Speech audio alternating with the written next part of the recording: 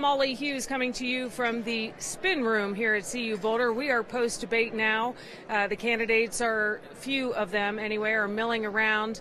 And joining me now is somebody almost everyone here will probably recognize. That is George Brauchler. He is the district attorney for the 18th Judicial District in Colorado, perhaps best known for the prosecution of James Holmes. But you are here tonight as a guest.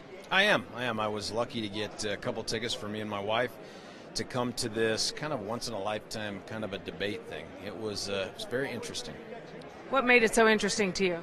You know, I'm like everyone else. I normally watch these things on TV, and you truly get a different appreciation and feel for what goes on when you're sitting there in the stands. Now, look, I'm a double CU grad, undergrad and law school, so coming back here for anything with the word Republican attached to it is a little bit crazy, but it was awesome to be in the Coors Event Center and to sit and watch all the candidates close, listen to them talk, and hear the unfiltered reaction from the attendees. Now, granted, it's a strong Republican base, no doubt about it, but there was a palpable animosity at some point towards the CNBC moderators based on, I think, some of the questions that were asked and the perception of that by the participants.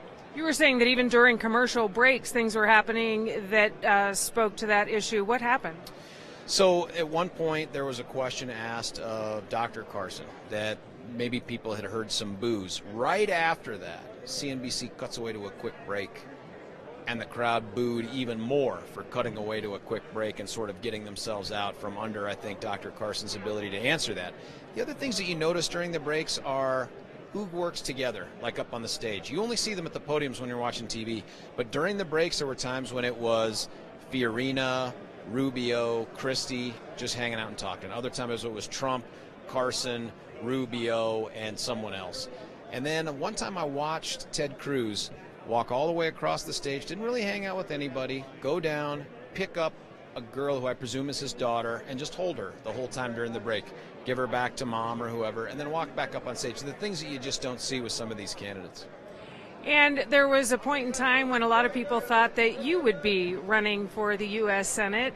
That obviously did not happen. You have decided not. No, you're right. I was nodding with you. I'm nodding with you. Yes. My wife is here. I'm nodding with Molly.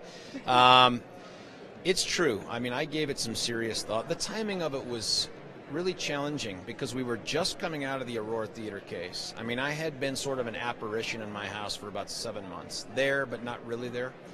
And then to come out of that, and it's humbling to have people that you trust and people that come to you and say, do this, be our champion in this race against this. It's humbling, and I have an ego like anybody else, and yes, that can be fed. And so I got pretty far down the road, but at the end of the day, now I got 4 kids at home, 12, 11, 8, and 5, and they got all the issues that 4 kids would have. My daughter's going to be 13, oh my God, this year, and to not be around for that, I don't know, it just didn't feel like me, you know. So I wanted to be at home. What about when the kids are a little older? Might we see you on a stage? Maybe not the presidential one, but a political stage such as this? First, I'd love to have been on the stage with these other presidential contenders. I'd love to have that opportunity. I've been begging for someone to make me the NFL commissioner now for months. I don't know what it takes to get in that job, but I would do a good job. Tom Brady, watch out. That's what I'm saying, Tom Brady. I'm coming after you and the deflated balls. I don't know. We'll see what the future holds. I'd sure love to stay in Colorado, though. I mean, you live here. You know. I mean, why would you want to go to Washington, D.C. when you can be here, you know, under Colorado skies with those mountains and those sunsets? So we'll see. So the GOP race has been different than any other since I've been alive. And I'm wondering, is this a proud time for the Republican Party? It's certainly a tumultuous time, and it's a time for some real soul-searching in parts of the party. Well, the first thing that I noticed, maybe for the first time, as I was sitting there, was how diverse this group of candidates is, not just for the Republican Party, but for any presidential election we've had, in terms of age, gender, race, experience, background. I mean, we've got someone who grew up in the Bush family all the way to a Marco Rubio and Ted Cruz, who had much more humble beginnings, John Kasich. It's such a diverse group, and I think that's a point of pride for us. I do think the other thing that you see there is, and you probably feel this with the Republicans, is there's a real strong animosity or resentment towards the political class. If you come from a perception of the establishment, you are going to lose a whole chunk of the base. There is a whole, and it's not just Tea Partiers. I mean, it is conservatives.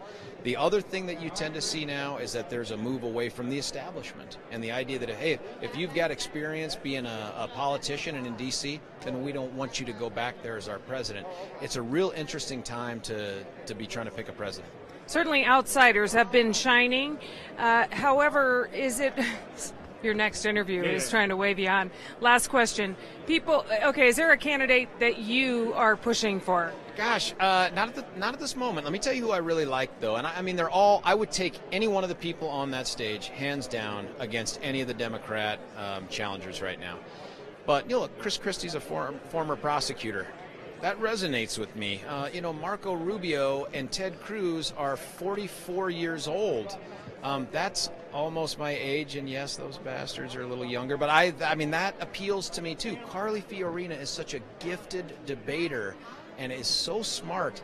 I'm drawn to that too. I'd like to see any of those folks keep progressing on. All right. George Brauchler, thanks for your time. Good luck to you, whatever your future holds. Yeah, thank you. All right, and happy birthday to your 13-year-old. Yeah, yes, thank you so much. All right.